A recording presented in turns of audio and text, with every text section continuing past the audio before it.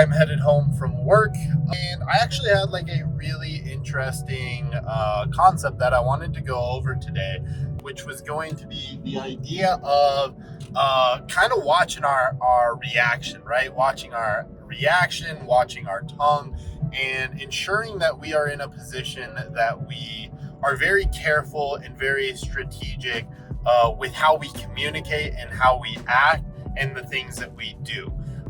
Obviously, it's very important when you're in a fight or in a time in which something is very frustrating that we feel the need to maybe reply with like anger, right?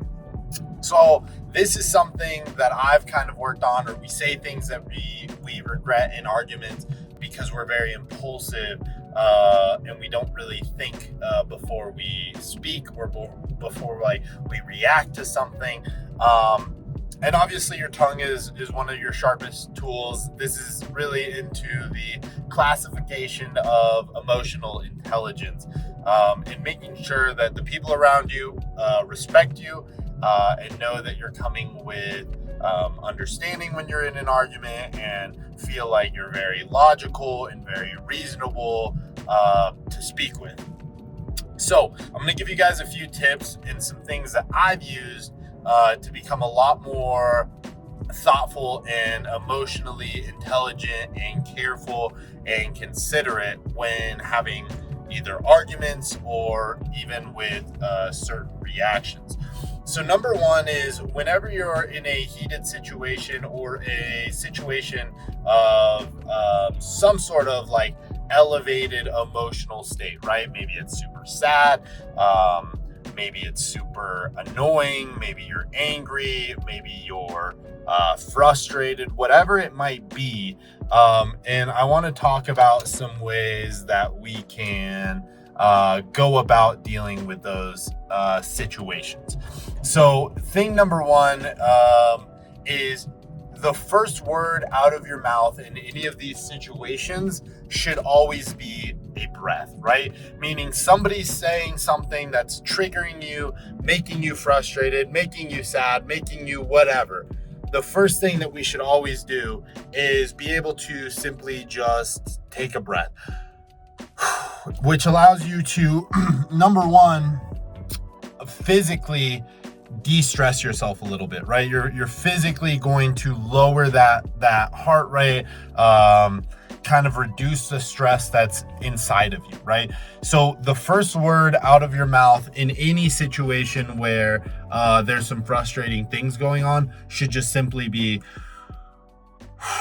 right? A little bit of a breath, a little bit of a pause. It allows you to think a little bit more, right? So the more we can think logically about what's being said, the more we can kind of evaluate and say something of a little bit more value and being a little bit more intentional with what we're doing.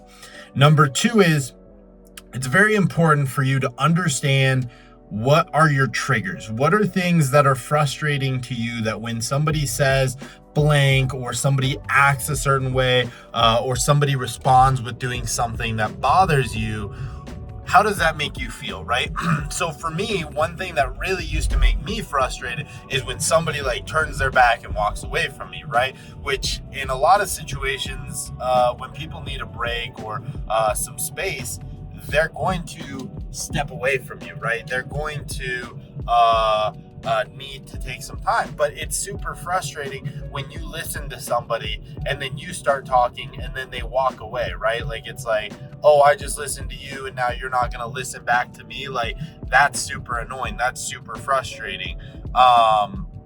So that was one of my triggers. So now I know though, when somebody walks away from me, that is a key in my mind to ensure that I'm like consciously thinking about what it is that I am going to say, how I'm going to react, what I'm going to do, because I know that normally that's going to be kind of a touchy spot, a little bit more of a sensitive spot, and I want to be a little bit more self-aware in those moments, right? And really be locked in.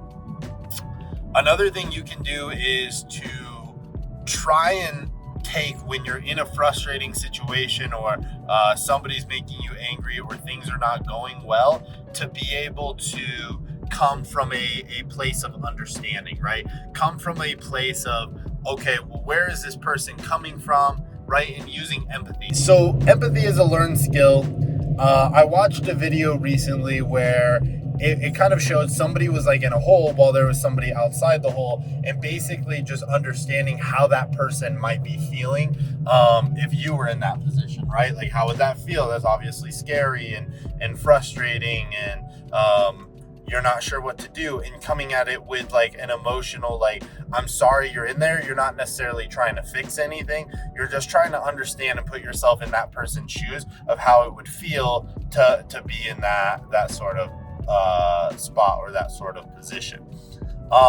And when you do that, you tend to make a lot less enemies, and you come from a lot more of an understanding, and a lot more of like a place of, well, how can we make this better, and how are you feeling, which allows everything to kind of go better. So those are a couple tips I have: being more empathetic, really kind of putting yourself into other people's shoes, taking a deep breath before you talk, thinking about like where they're coming from, and overall just being cautious of what are the things that in life normally bother you, which will allow you overall to kind of come with a lot more respect, and ultimately come out a lot more positive in some of these different high intensity emotional situations in life.